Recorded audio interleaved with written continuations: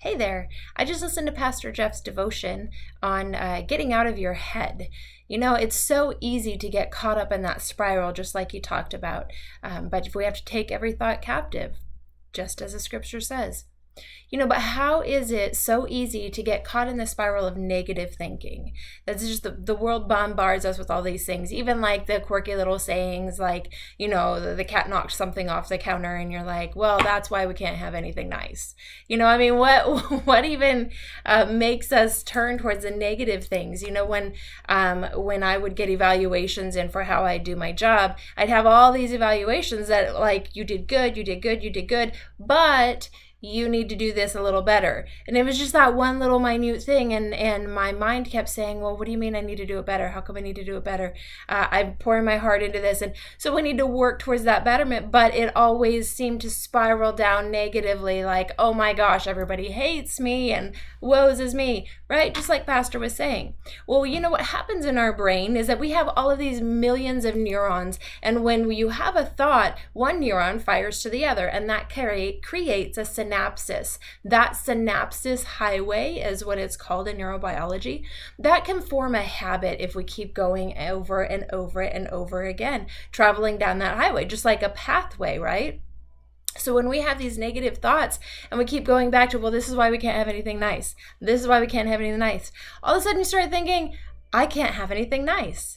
That's just a silly little example. Scripture says, a man thinks in his heart, so is he. So what we have in our hearts, that's who we become. So if we're always thinking negatively, we're going to be that negative person. Have you ever been around somebody that's been really toxic? You know what I mean? That person that just is always complaining about this, that, or the other thing. They're not fun to be around.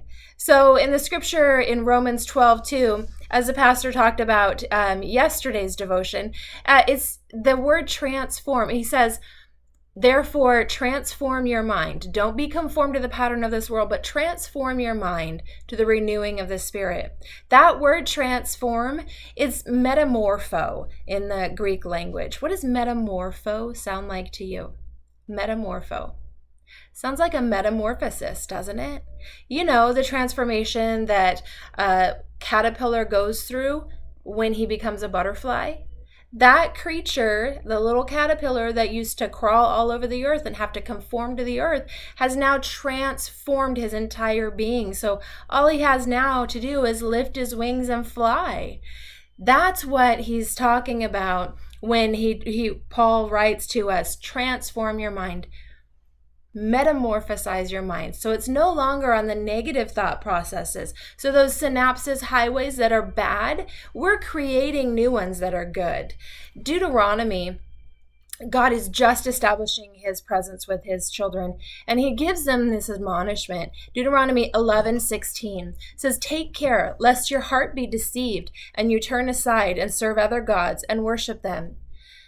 Then the anger of the Lord will be kindled against you, and he will shut up the heavens so that there will be no rain in the land and yield no fruit, and you will perish quickly off the good land that the Lord is giving you.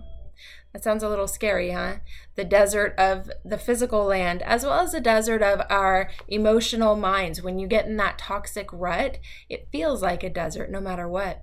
So then he goes on and he says this, you shall therefore lay up these words of mine in your heart and in your soul, and you shall bind them as a sign on your hand, and they shall be as frontlets between your eyes. Can you imagine? Right there. The only thing you can see is God's love and his positivity right in front of your face all the time. That's God's admonishment to us. He goes on to say, you shall teach them to your children, talking of them when you are sitting in your house and when you are walking by the way, and when you lie down and when you rise. You shall write them on the doorposts of your house and on your gates, that your days and the days of your children may be multiplied in the land that the Lord swore to your fathers to give them, as long as the heavens are above the earth.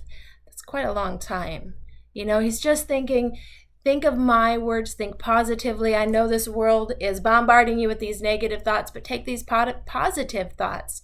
So I pray that you would take these positive thoughts, the thoughts of God, the love of God, the admonishment and the joy that he gives to you, write them right on the frontlets of your head so that that's all you see. You don't see the negative. You see God's love in the positive light that he wants us to walk in.